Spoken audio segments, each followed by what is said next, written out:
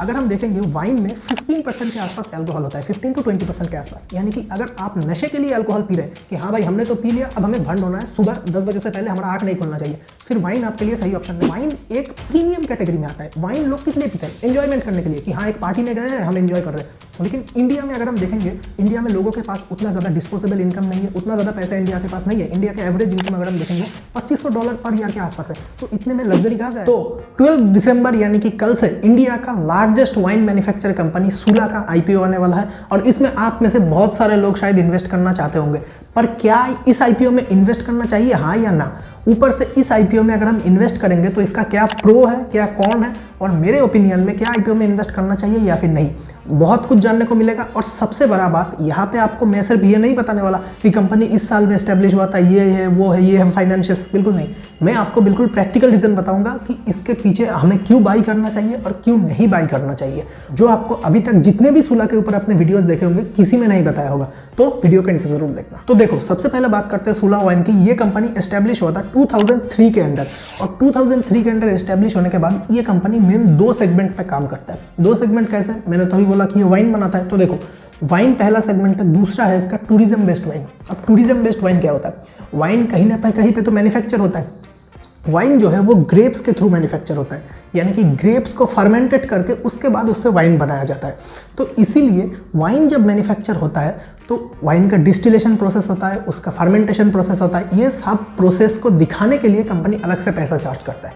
कैसे? कंपनी का नासिक में और बेंगलुरु में 2 टूरिज्म फैसिलिटी है। यहाँ पे कंपनी क्या करता है, आपके जैसे मेरे जैसे लोग आके यहाँ पे बोलते हैं कि भैया हमें तो देखना है कि वाइन कैसे मैन्युफैक्चर होता है। तो हम क्या करते हैं, हम आपको 500 या फिर 1000 रुपये देते हैं, हमें दिखाओ आप क्या, कहाँ से क्या वाइन मैन्युफैक्चर होता है, कहाँ पे डिस्टिलेशन प्रोसेस होता है, फिर कहाँ पे इसका बॉटलिंग होता है, पूरा प्रोसेस दिखाओ। बहुत अच्छा लगता है देखने में।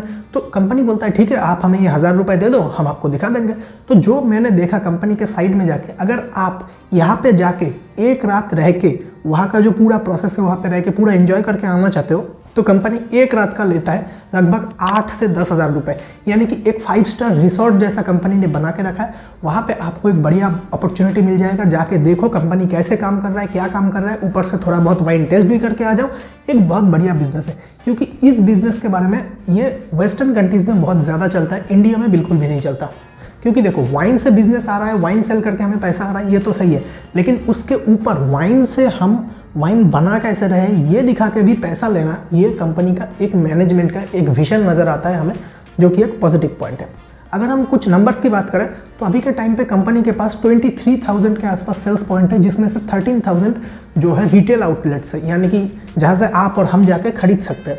उसके बाद कंपनी का बहुत सारे कंपनीज के साथ, लाइक 5 स्टार ब्रांड्स के साथ, लाइक ताज, ओबरॉय, इनके साथ भी कॉन्टैक्ट है कि आप हमारे यहाँ से वाइन्स लेंगे। उसके बाद कंपनी का अगर हम देखेंगे, कंपनी के पास 143 के आसपास परमानेंट एम्प्लॉय है। यानी कि कंपनी का एम्प्लॉय मुझे थोड़ा सा कम लगा, पर मुझे लगता है कि कंपनी अपना मोस्ट ऑफ द काम आउटसोर्स करवा देता है, इसीलिए कंपनी के पास इतना ज़्यादा एम्प्लॉय नहीं है। तो इस पॉइंट को अभी के टाइम पे हम थोड़ा नज़रअंदाज कर भी सकते हैं। कंपनी के पास अभी के टाइम पे 50 से ज़्यादा डिस्ट्रीब्यूटर्स और 14 से ज़्यादा लाइसेंस्ड रीसेलर्स हैं। यानी कि ये कंपनी से माल खरीद के, बल्क में माल खरीद के इसे दोबारा से सेल कर सकते हैं। तो ये कंपनी के लिए एक अच्छा बात है कि कहीं पे जहाँ पे कंपनी का उतना पहुँच नहीं है, वो जहाँ पे लोकल प्लेयर्स का ज़्यादा मार्केट में डोमिनेंस है, वहाँ पे भी कंपनी अपना माल सेल कर सकता है। तो अभी बात करते हैं फाइनेंशियल्स की। तो फाइनेंशियल्स आप आपके स्क्रीन पे देख सकते हैं। फाइनेंशियल्स में हम देख सकते हैं कंपनी का जो टोटल एसेट है वो मार्च 2020 में था लगभग 831 करोड़। वहीं पे वो मार्च 2021 में घट के, मतलब एक साल के अंदर गिर के हो गया 751 करोड़, फिर 717 करोड़, फिर 758 करोड़ और 760 करोड़। तो आपको देख के लगेगा कि कंपनी का एसेट तो घट रहा है, यानी कि ये तो एक नेगेटिव पॉइंट है। जी नहीं, ये नेगेटिव पॉइंट नहीं है। क्यों नहीं है, मैं आपको आगे फाइनेंशियल्स में इसी में आपको बताऊंगा, देखते रहिए। अब अगर हम कंपनी का टोटल रेवेन्यू का बात करेंगे तो वो है मार्च 2020 में था 523 करोड़, मार्च 2021 में था 421 करोड़, फिर सितंबर 2021 में 160 करोड़, फिर मार्च 2022 में 456 करोड़ और करंट क्वार्टर में ये चल रहा है 225 करोड़ के आसपास। तो कंपनी का जो रेवेन्यू अगर हम देखेंगे, इसमें कोई कंसिस्टेंट पैटर्न नहीं है कि कंपनी इतने बढ़िया परसेंटेज से ग्रो हो रहा है, या फिर एक कंसिस्टेंसी रहना चाहिए कि कंपनी 5% ही सही, लेकिन हर साल 5% के स्टेप पे अपना रेवेन्यू ग्रो करवा रहा है। लेकिन यहाँ पे अगर हम देखेंगे 2020 के अंदर इतना बड़ा 500 करोड़ का सेल, फिर गिर के हो गया 421 करोड़, उसके बाद फिर से ये 160 करोड़ आ गया, फिर गिर के फिर ऊपर जाके ये 465 करोड़ के आसपास चला गया। लेकिन इतना जो अनकंसिस्टेंट है ये कंपनी के लिए सही नहीं है। दूसरी तरफ अगर हम प्रॉफिट आफ्टर टैक्स की बात करेंगे, इसमें हमको एक अच्छा खासा कंसिस्टेंसी देखने को मिल सकता है। पहले साल कंपनी था -15.94 करोड़ के लॉस में। उसके बाद अगर हम देखेंगे फिर मार्च में 3 करोड़ का उसका कोविड के लिए उसका प्रॉफिट का ड्रॉप हुआ, सबका हुआ था, उसका 3 करोड़ का प्रॉफिट हुआ। फिर अगले क्वार्टर में हुआ 4 करोड़ का, फिर 52 करोड़ का, और करंट क्वार्टर में ये 30 करोड़ के आसपास हो चुका है। यानी कि ये फाइनेंशियल ईयर खत्म होते होते कंपनी 60 करोड़ के आसपास का प्रॉफिट मेरे ख्याल से टच कर लेगा। तो कंपनी का जो प्रॉफिट है वो ओवरऑल अच्छा है। अब बात करते हैं कंपनी के नेटवर्थ के बारे में। तो देखो कंपनी का नेटवर्थ अगर हम देखेंगे, कंपनी का नेटवर्थ भी धीरे धीरे ग्रो हो रहा है।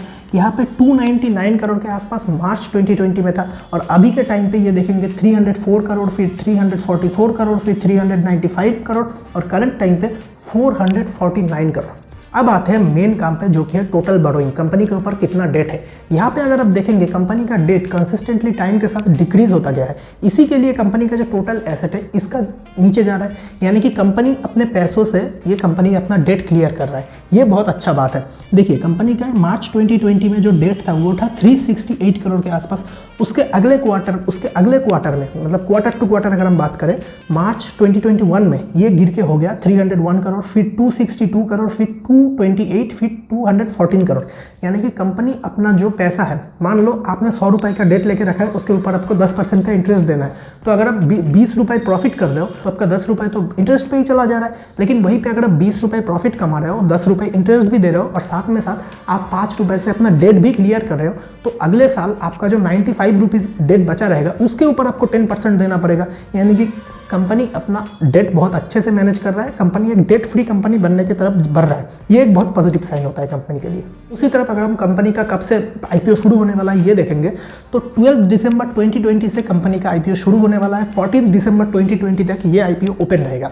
उसके बाद किस किस को मिला, यानी कि अलॉटमेंट जो है वो 19 दिसंबर तक खत्म हो जाएगा। रिफंड जिन को नहीं मिला लेकिन पैसा उन्होंने पे कर दिया, उनका रिफंड 20 दिसंबर तक आ जाएगा। फिर credit of share in demat account, यानी कि डीमैट अकाउंट में आपका शेयर चला जाएगा, वो जाएगा 21 दिसंबर के आसपास। और 22 दिसंबर को लिस्टिंग डेट है, यानी कि इस दिन को कंपनी स्टॉक मार्केट में लिस्ट हो जाएगा। इसी दिन हमको पता चलेगा कि कंपनी में लिस्टिंग डे में गेन किया या फिर लॉस किया। तो ये था कंपनी का कुछ बेसिक इन्फॉर्मेशन। दूसरी तरफ अगर हम इसका पीई देखेंगे तो इसका पीई जो है 54 के आसपास है, और वहीं पे इंडस्ट्री का पीई 29 के आसपास है। यानी कि ये एक बढ़िया, मतलब बहुत ही ओवर वैल्यूड मार्केट प्राइस पे कंपनी लिस्ट होने जा रहा है।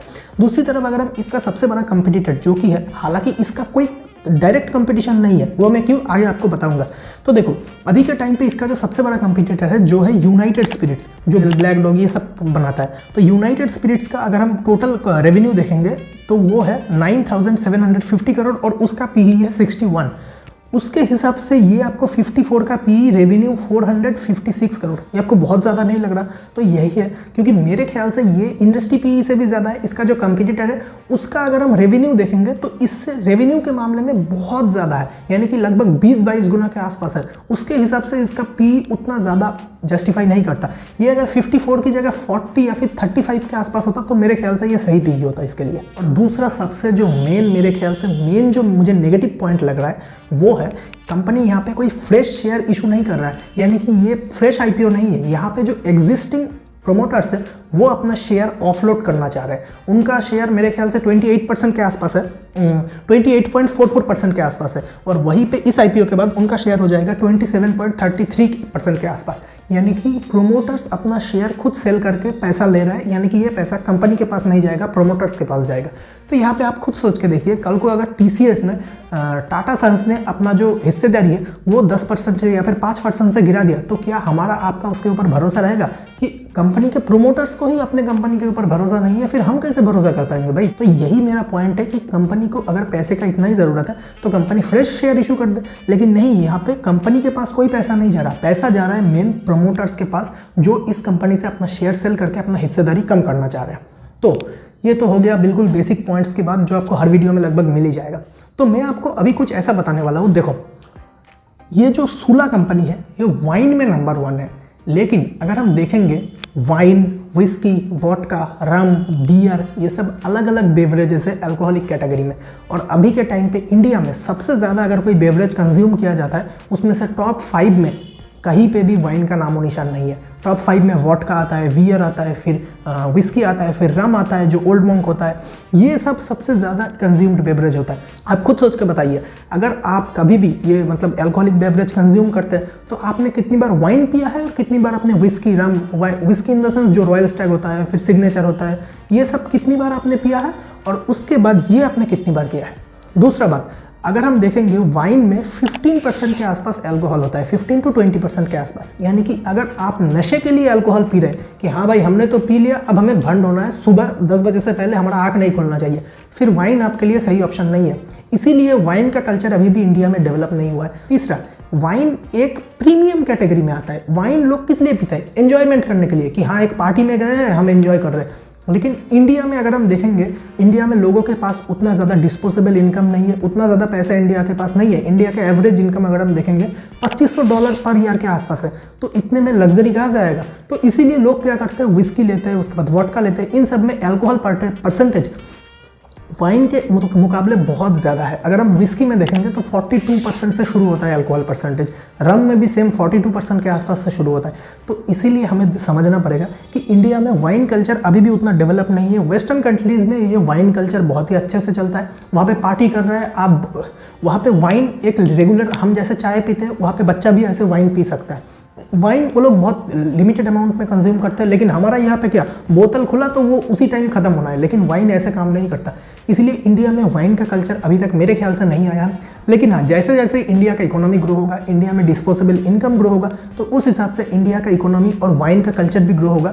तो उस वक्त देखा जाएगा। अभी के टाइम पे अगर आप इन्वेस्ट करना चाहें तो आपकी मर्जी, नहीं करना चाहिए वो भी आपकी मर्जी। मैंने बस आपको मेरा ओपिनियन दिया है। और क्या मैं इन्वेस्ट करने वाला हूँ? बिल्कुल नहीं, क्योंकि अभी के टाइम पे प्रोमोटर्स अपना शेयर सेल करना चाहते हैं। आप खुद ही सोचिए, आप किसी शेयर को सेल करना चाहते हैं, आपको पता है उस शेयर का फेयर वैल्यू है 100 रुपीज़, तो क्या आप चाहेंगे कि सामने वाला 100 रुपीज़ दे के खरीदे, या फिर आप चाहेंगे कि सामने वाला मुझे 200, 300, 400, 500 कुछ भी दे दे, मुझे तो जितना महंगे में मिल जाए?